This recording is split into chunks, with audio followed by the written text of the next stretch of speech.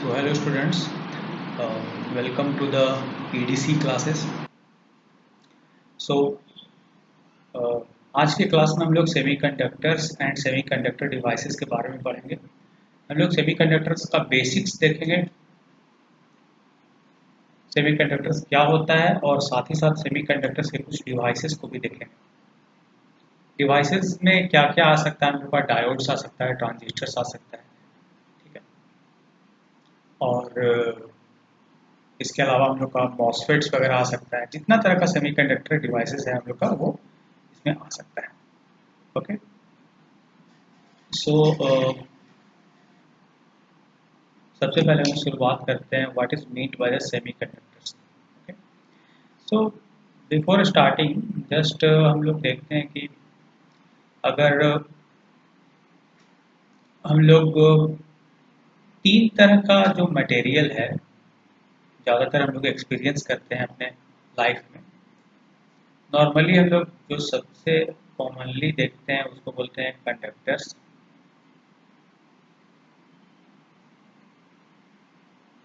एक होता है इंसुलेटर्स।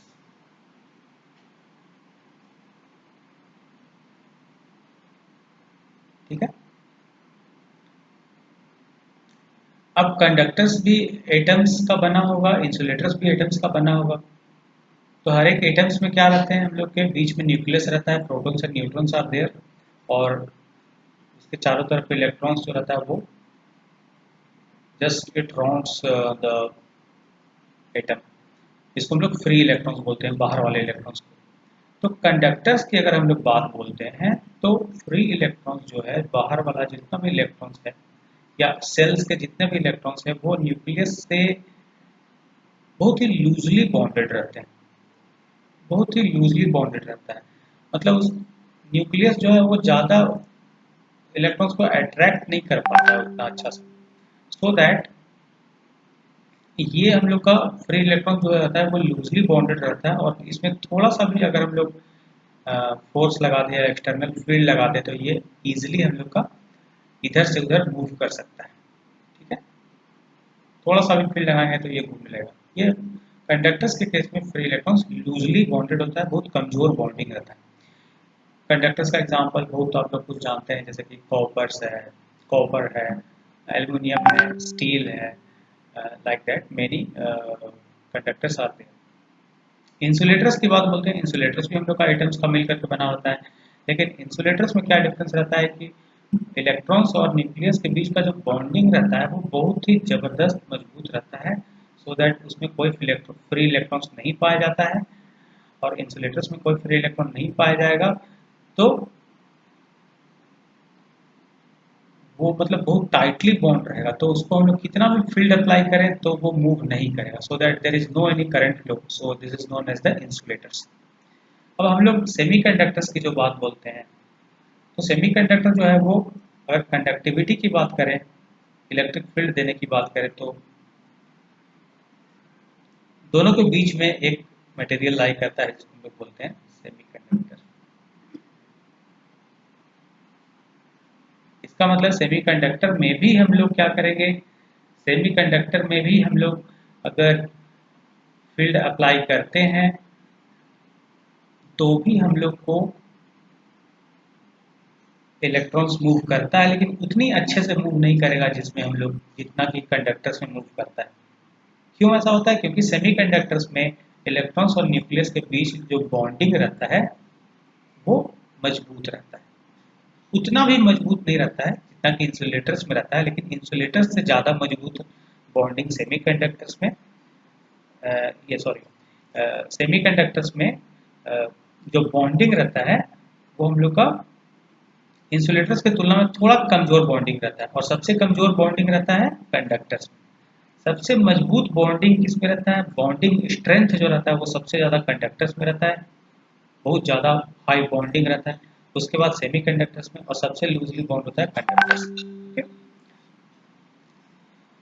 तो अगर हम लोग बोले कि कंडक्टिविटी का अगर बात बोले मोटा मोटी भाषा में कि कंडक्टिविटी जो है, कंडक्टिविटी का अगर बात बोले कि कंडक्ट या फ्री इलेक्ट्रॉन्स इजीली किस में ट्रेवल करेगा, तो आसानी से बोल सकते हैं कि फील्ड लगाएंगे तो सबसे इजीली फील्ड अगर लगाते हैं तो सबसे इजी तरीके से इलेक्ट्रॉन जो है वो हम लोग का कंडक्टर्स में फ्लो होगा, उसके बाद सेमीकंडक्टर्स में फ्लो होगा, उसके बाद सबसे मुश्किल में फ्लो होगा इंसुलेटर्स में। Okay, so this is all about the brief introduction of the conductors, semiconductors and insulators based on their atomic layout। यही चीज मैंने समझाने का कोशिश किया है कि free electrons are loosely bonded to nucleus. कौन से केस में लूजली बॉन्डेड रहते हैं? कंडक्टर्स के केस में, सो दैट उसमें इलेक्ट्रिक फील्ड अप्लाई करते हैं तो वो इलेक्ट्रिक फील्ड के अपोजिट डायरेक्शन में करंट इलेक्ट्रॉन्स ट्रेवल करने लगता है। Okay, now coming to the एक एनालिसिस हम लोग करते हैं कि हम लोग एक मेटल लेते हैं, हम लोग एक कंडक्टर लेते हैं, कंडक्टर जैसे कि कॉपर है या फिर कोई भी कॉपर ही लेते हैं, कॉपर का एक बड़ा सा टुकड़ा लेते हैं, प्लेट लेते हैं, ये कॉपर का बड़ा सा प्लेट है। तो कॉपर कैसे मिल करके बना रहेगा? कॉपर मिल के बना रहेगा न्यूक्लियस से और इलेक्ट्रॉन्स से। बीच में न्यूक्लियस है और उसके चारों तरफ इलेक्ट्रॉन्स है। ठीक है, ओके। सो जो फ्री इलेक्ट्रॉन्स है वो मतलब रैंडमली इधर उधर खूब ज़्यादा फ्लो करते रहता है। ठीक है, कॉपर के बड़े से प्लेट में फ्री इलेक्ट्रॉन्स आसानी से एक डायरेक्शन में दूसरे डायरेक्शन में जा सकता है। बहुत सारे एटम्स हैं यहाँ पे, हम लोग बहुत सारे एटम्स हैं।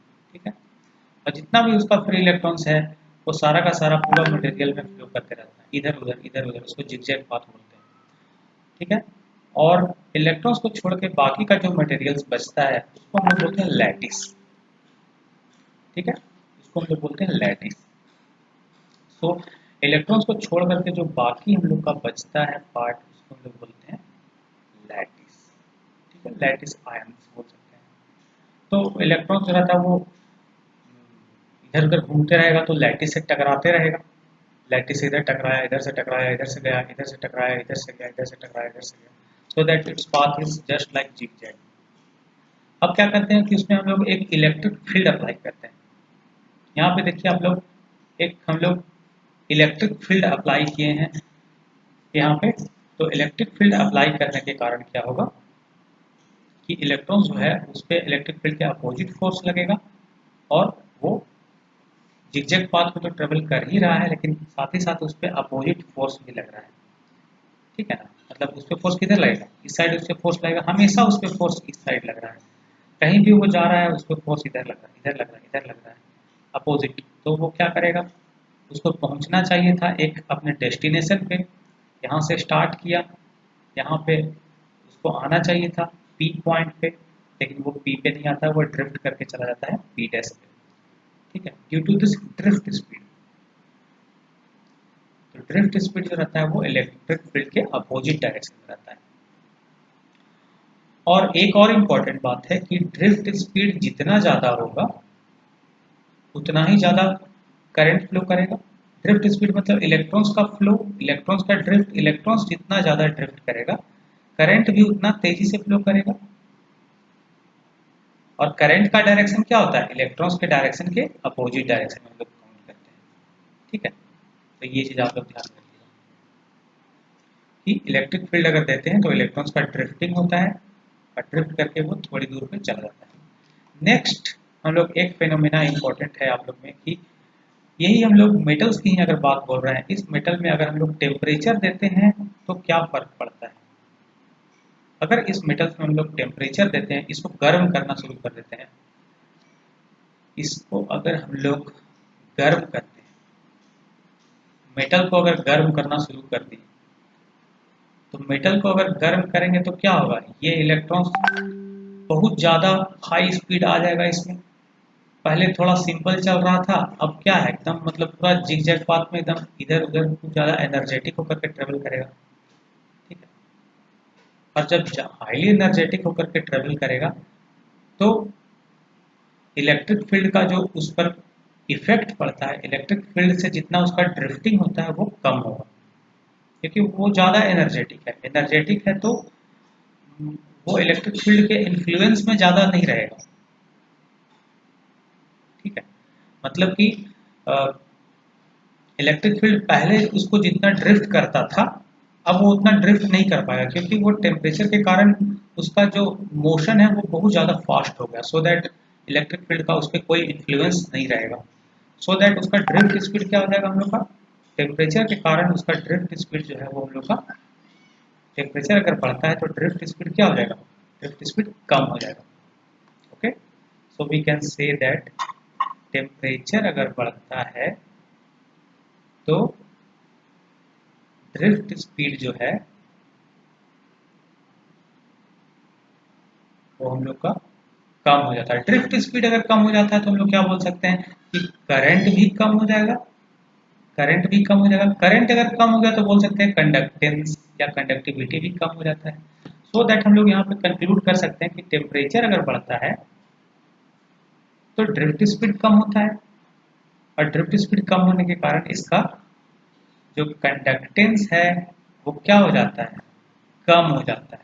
ओके, सो मेटल्स में हम लोग कंक्लूड करते हैं कि टेम्परेचर बढ़ने के साथ साथ ये इसका ड्रिफ्ट स्पीड कम हो जाता है। ओके, ये कंडक्टेंस इसका कम हो जाता है। तो कंडक्टर्स की बात क्लियर हो गई। अब आते हैं कि सपोज हम लोग कहते हैं कि एक बड़ा सा टुकड़ा लेते हैं लकड़ी का, या बड़ा सा टुकड़ा लेते हैं पेपर का। वो पेपर भी तो हम लोग का एटम से ही मिलकर के बना होगा, तो एटम से हम लोग ड्रॉ कर लेते हैं, बहुत सारा एटम्स रहेगा। अब उसमें चाहे तो आप इलेक्ट्रिक फील्ड दीजिए, चाहे तो आप टेम्परेचर दीजिए, उस पर इलेक्ट्रॉन्स पे कोई फोर्स, कोई फर्क पड़ने वाला नहीं है, क्योंकि वो अपने न्यूक्लियस से बहुत टाइटली बॉन्ड है। सो दैट इसका कंडक्टेंस जो रहेगा उस पर कोई प्रभाव पड़ने वाला नहीं है, चाहे आप उसमें बाहर से इलेक्ट्रिक फील्ड दीजिए या फिर उसमें टेम्परेचर दीजिए। ठीक, लकड़ी का टुकड़ा में को आप चाहे बहुत टेम्परेचर दे दीजिए, या फिर उसको अगर बैटरी से कनेक्ट कर दीजिए, फिर भी उसमें करंट फ्लो नहीं होगा। Okay, so now these are all the relations, that is this is known as the Ohm's law। यही Ohm's law होता है। Ohm's law में ये कंडक्टेंस होता है, ये होता है रेजिस्टिविटी। तो कंडक्टेंस और रेजिस्टिविटी में एक इन्वर्स रिलेशन रहता है, ये आप लोग को ध्यान में रखना है। कंडक्टिविटी और रेजिस्टिविटी में उल्टा रिलेशन रहता है, इन्वर्स रिलेशन रहता है। ठीक है, ओके। तो नाउ हम लोग कंक्लूड करते हैं कि तीन हम लोग के पास एलिमेंट्स है, कंडक्टर, इंसुलेटर्स एंड सेमीकंडक्टर्स। ठीक है, कंडक्टर का एग्जांपल क्या है हम लोग का है, कॉपर या एल्युमिनियम। इंसुलेटर है वुड या क्वार्ट्ज। अब थर्ड आता है सेमीकंडक्टर। तो सेमीकंडक्टर में हम लोग का एग्जांपल ले सकते हैं सिलिकॉन या फिर जर्मेनियम। तो सेमीकंडक्टर्स के बारे में हम लोग ज़्यादा अभी नहीं पढ़े। सेमीकंडक्टर्स में क्या होता है, सपोज एक टुकड़ा लेते हैं सिलिकॉन का, इतना बड़ा सिलिकॉन का एक टुकड़ा लेते हैं। तो सिलिकॉन के टुकड़े में बहुत सारा सिलिकॉन के आइटम्स होंगे। एटम्स के बीच में न्यूक्लियस रहेगा, न्यूक्लियस के चारों तरफ इलेक्ट्रॉन्स रहेगा, और बहुत सारा इसमें एटम्स रहेगा। ठीक है, अब इस सिलिकॉन के क्रिस्टल में, ये सिलिकॉन का एक क्रिस्टल लिए, उस सिलिकॉन के क्रिस्टल में अगर हम लोग एक इलेक्ट्रिक फील्ड अप्लाई करते हैं तो क्या प्रभाव पड़ेगा, फ्री इलेक्ट्रॉन्स पे क्या प्रभाव पड़ेगा। तो फ्री इलेक्ट्रॉन्स जो है वो न्यूक्लियस से टाइटली बॉन्ड है, बहुत ज़्यादा टाइटली बॉन्ड है, लेकिन इंसुलेटर के जितना टाइटली बॉन्ड नहीं है। इंसुलेटर में बहुत इतना टाइटली बॉन्ड होता है कि इलेक्ट्रिक फील्ड देने से वो इलेक्ट्रॉन बाहर निकल ही नहीं सकता है। लेकिन सेमीकंडक्टर्स में ऐसा नहीं होता है। सेमीकंडक्टर में भी टाइटली बॉन्ड होता है, लेकिन उसमें अगर इलेक्ट्रिक फील्ड देते हैं तो वो फ्री इलेक्ट्रॉन्स मूव करता है, और कंडक्टर्स में देते हैं तो बहुत इजीली मूव करता है। ठीक है, तो सेमीकंडक्टर्स की बात अगर हम लोग करते हैं तो सेमीकंडक्टर्स में क्या होता है कि अगर इलेक्ट्रिक फील्ड अगर देते हैं हम लोग, तो हम लोग का इलेक्ट्रॉन्स जो है वो क्या होता है, इलेक्ट्रिक फील्ड के अपोजिट ट्रेवल करता है, ठीक है। ओके, तो मतलब उतना, मतलब इंसुलेटर में मतलब बहुत मुश्किल होगा उस इलेक्ट्रॉन्स को बाहर निकालना, ठीक है। लेकिन सेमीकंडक्टर में इलेक्ट्रॉन जो रहता है वो हम लोग का बहुत इजी, मतलब इंसुलेटर्स के तुलना में वो जो है वो आसानी से वो ड्रिफ्ट कर सकता है, ठीक है। तो ये हम लोग का सेमीकंडक्टर्स है। और दूसरी बात ये है कि अब सपोज हम लोग अगर सेमीकंडक्टर में टेम्परेचर देते हैं तो क्या प्रभाव पड़ेगा, अगर इसमें टेम्परेचर देते हैं तो इसका कंडक्टिविटी पे क्या प्रभाव पड़ेगा। तो सेमीकंडक्टर में हमेशा आप लोग ध्यान में रखिएगा कि अगर इसमें टेम्परेचर देते हैं तो इसका कंडक्टिविटी नॉर्मली क्या होना चाहिए, नॉर्मली इसका कंडक्टिविटी क्या होना चाहिए, कम होना चाहिए था, क्योंकि मेटल्स के केस में कंडक्टिविटी कम हो जाता है, लेकिन इसमें क्या होता है टेम्परेचर देने के साथ साथ इसमें कंडक्टिविटी बढ़ जाता है। ओके, क्यों बढ़ जाता है, क्योंकि इसमें नंबर ऑफ चार्ज कैरियर्स है वो हम लोग का बढ़ने लगता है, नंबर ऑफ इलेक्ट्रॉन्स हम लोग इसका बढ़ने लगता है, सो दैट टेम्परेचर के साथ इसका जो कंडक्टिविटी है वो हम लोग का सेमीकंडक्टर्स में बढ़ता है। ओके, सो होपफुली आज हम लोग बहुत सारा चीज़ देख लिए हैं। So we want to just हम लोग एक बार थोड़ा सा रिव्यू कर लेते हैं कि आज हम लोग क्या क्या चीज़ देखें। Okay, conductors, semiconductors and insulators हम लोग देखें। कंडक्टर्स में लूजली बॉन्डेड होता है फ्री इलेक्ट्रॉन्स, सेमीकंडक्टर में थोड़ा टाइटली बॉन्डिंग होता है, और इंसुलेटर्स में बहुत ज़बरदस्त टाइटली बॉन्डिंग होता है, ठीक है। थोड़ा सा अगर इलेक्ट्रिक फील्ड देंगे तो कंडक्टर्स में बहुत इजीली वो डिटैचमेंट हो जाएगा इलेक्ट्रॉन्स का, लेकिन सेमी कंडक्टर्स में भी डिटैचमेंट हो जाएगा थोड़ा मुश्किल से, लेकिन इंसुलेटर्स में तो बहुत ज़्यादा इलेक्ट्रिक फील्ड देंगे तभी भी वो हम लोग का वो डिटैचमेंट नहीं हो पाएगा, ठीक है। और अगर टेम्परेचर की बात करते हैं तो अगर टेम्परेचर अगर देते हैं तो टेम्परेचर देने पर कंडक्टर्स का जो कंडक्टिविटी रहता है वो क्या हो जाता है, कम हो जाता है। सेमी कंडक्टर्स का कंडक्टिविटी क्या हो जाता है, बढ़ जाता है। और इंसुलेटर्स का तो इसको तो हम लोग काउंट ही नहीं करते, क्योंकि इसका इस पर कोई प्रभाव नहीं पड़ेगा, उस पर टेम्परेचर दो या फिर उस पर इलेक्ट्रिक फील्ड दो, ठीक है। So that's it for today. हम लोग इसको आप लोग एक बार अच्छे से अपने से एनालाइज कर लीजिएगा, रिवाइज कर लीजिएगा। So, एक बहुत इंपॉर्टेंट कंक्लूजन आप लोग का, किसी भी मटेरियल का चाहे तो कंडक्टिविटी है या फिर रेजिस्टिविटी है, वो डिपेंड करता है उसके मटेरियल पे और उसके टेम्परेचर पे, या फिर रेजिस्टिविटी भी बोल सकते हैं। अलग अलग मटेरियल्स का कंडक्टिविटी अलग अलग होगा। फॉर एग्जांपल जैसे कि कॉपर का या एक या एक सिलिकॉन का या एक लकड़ी के टुकड़े का कंडक्टिविटी अलग अलग होगा, ठीक है। टेम्परेचर की अगर बात बोलते हैं तो टेम्परेचर बढ़ने के कारण कॉपर का कंडक्टिविटी कम हो जाएगा, सिलिकॉन या जर्मेनियम जैसे सेमीकंडक्टर्स का कंडक्टिविटी क्या हो जाएगा, बढ़ जाएगा, ओके। एंड वुड का तो बात ही नहीं, वुड में इसको हम लोग मान सकते हैं कि इसमें कोई फर्क नहीं पड़ता है, क्योंकि कंडक्टिविटी आप चाहे कितना भी टेम्परेचर दो या फिर इसमें कितना भी इलेक्ट्रिक फील्ड दो तो इसमें कोई प्रभाव नहीं पड़ेगा, ओके। सो आप कंडक्टिविटी को दो तरीके से एनालाइज कीजिएगा हमेशा। कंडक्टिविटी को, किसी भी मटेरियल्स का कंडक्टिविटी को दो तरीके से एनालाइज कीजिएगा। एक तो उसमें आप इलेक्ट्रिक फील्ड दे करके एनालाइज कीजिएगा, और एक टेम्परेचर दे के एनालाइज कीजिएगा, और देखिएगा कि क्या क्या फर्क पड़ता है, चाहे वो कंडक्टर्स हो या सेमी कंडक्टर्स हो या इंसुलेटर्स हो, okay. So that's it for the today's class. So, we will see some new things in the next class. Okay. So we are now concluding. Okay. Thank you.